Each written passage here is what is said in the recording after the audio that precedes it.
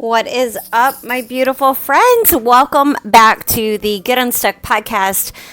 This is episode 352. My name is Heather, and today I want to talk about something that hit me this morning because I think some of us, including me, can make life way more complicated than it actually needs to be.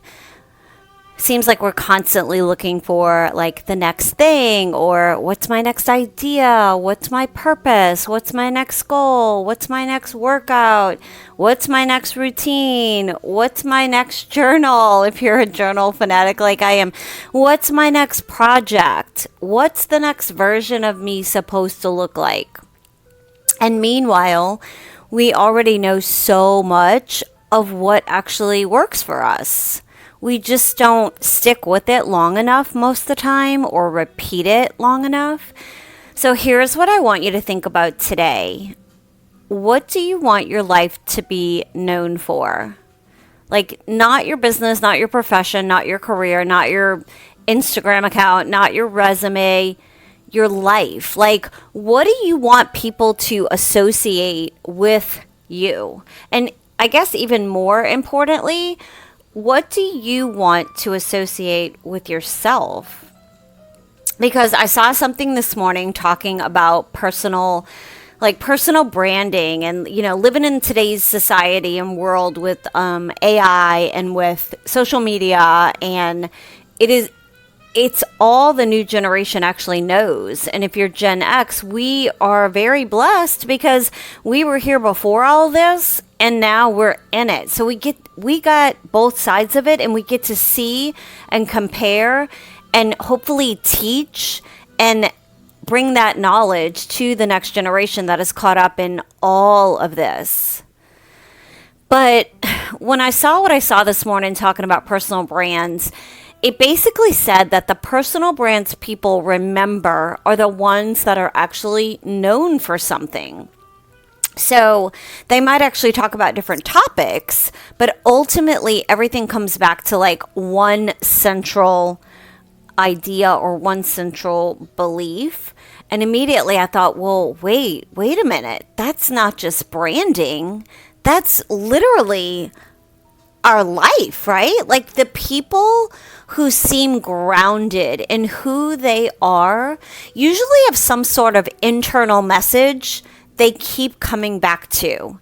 They have strong values. They know who they are. They have routines and rituals, and they have things that they do, and they have things that they don't do, and things that they'll tolerate, and things that they know they would never tolerate. They have beliefs that they get to return to when life gets super noisy. And I started thinking about my own message. If you have listened to me for any amount of time, you've heard me say things like move your body, clear your mind, write it freaking down. And I realized something. That's not simply a tagline. That's pretty much how I believe we get ourselves unstuck. You move your body, you clear your mind, be it a brain dump or a walk, whatever that looks like for you. How do you clear your mind? All the noise, and then you write things down, and then you do it again tomorrow. It's so simple that we sometimes convince ourselves it couldn't possibly be enough. So we start looking for something more complicated. And this happens with fitness and nutrition all the time. Somebody starts moving consistently, they're walking, they're strength training, they're feeling better. And then suddenly they think, maybe I need a new program. I need another program. Maybe I need a totally different split. Maybe I should train 6 days a week. Maybe I should start doing this thing I saw online. Or maybe I'm just not doing enough. And what I want to say to that is this. Could you possibly just keep going? Could you let something work before you abandon cart? Because boredom doesn't always mean that something isn't working. In today's microwave society where we want everything with like a quick result, sometimes boredom means that you've finally done something long enough for it to become your new normal. And normal isn't necessarily bad. Normal is where habits live. Normal is where strength gets built. Normal is where a new identity gets built. Think about it. If you walk one day, you're a person who went for a walk. If you walk consistently, walking becomes part of your life. If you journal once, you wrote in a journal. If you repeatedly sit down and work through your thoughts on paper, eventually you become a person who processes life through writing.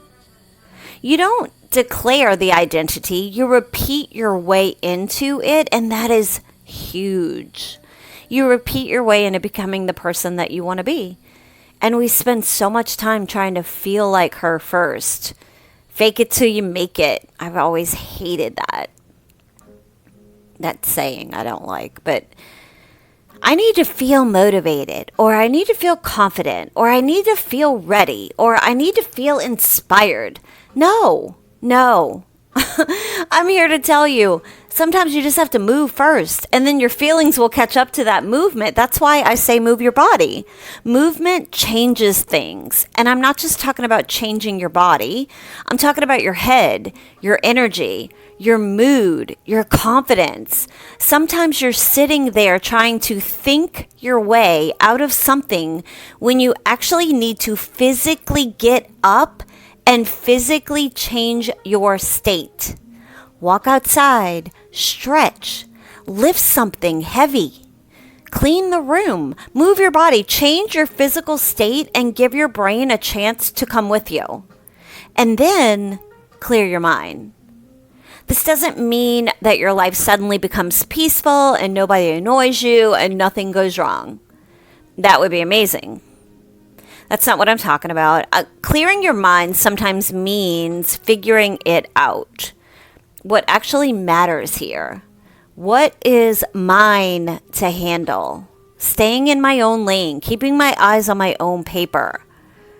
What is not mine to control?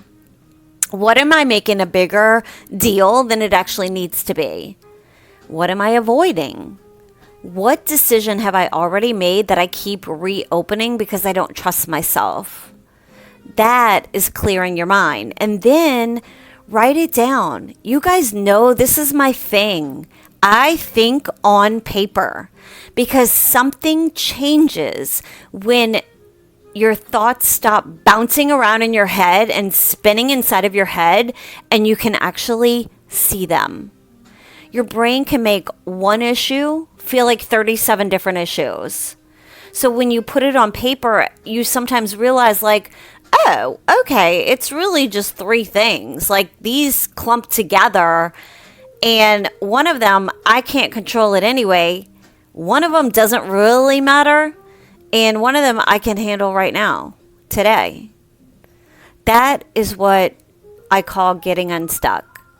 And it doesn't always require some massive, huge breakthrough like most people try to convince you. Sometimes getting unstuck is simply getting clear enough to take the next action right now. And that's why I want to bring this back to repetition.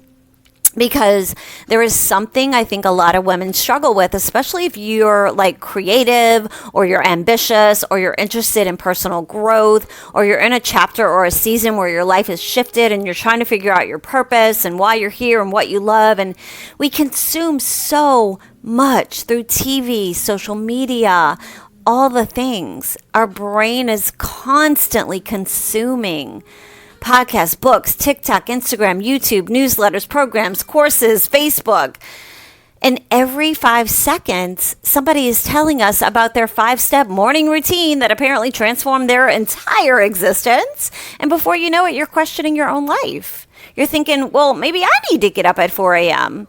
Maybe I need a lemon water. Maybe I need to meditate for 45 minutes. Maybe my journal isn't the right journal. Maybe I need to do a cold plunge. Maybe I need to try red light therapy. Oh, I think I need a walking pad. Maybe I need to do a 75-day challenge. Maybe I need... No, stop. I'm going to stop you right there. Just stop. Maybe you need to do the 3 things that you already know.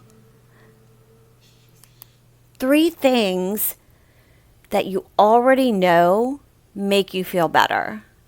Maybe that's the assignment.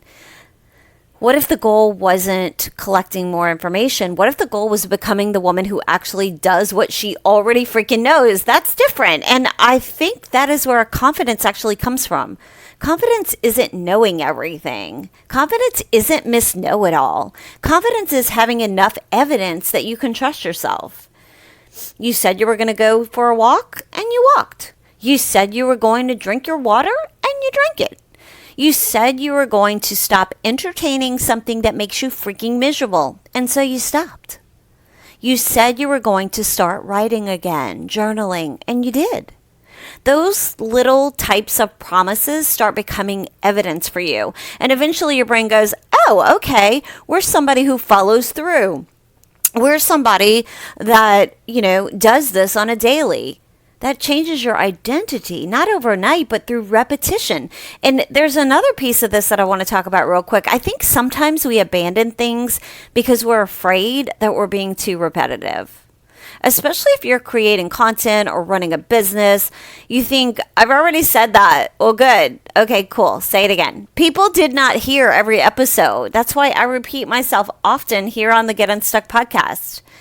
They didn't see every post that you made. They didn't read every caption that you made. And even if they did, people often need to hear something 27 different ways before it lands at the exact moment when they're ready to receive it.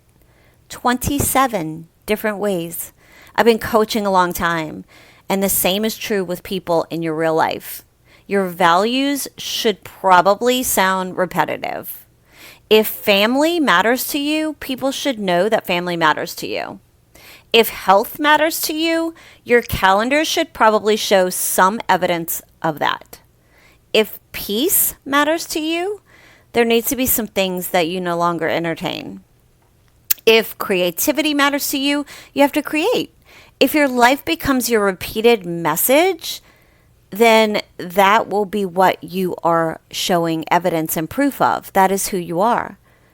Your life becomes your repeated message.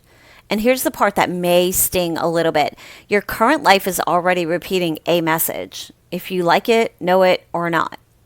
The question is whether it's the message that you want to be repeating. Think about your days, not your intentions, your actual days. What are they saying?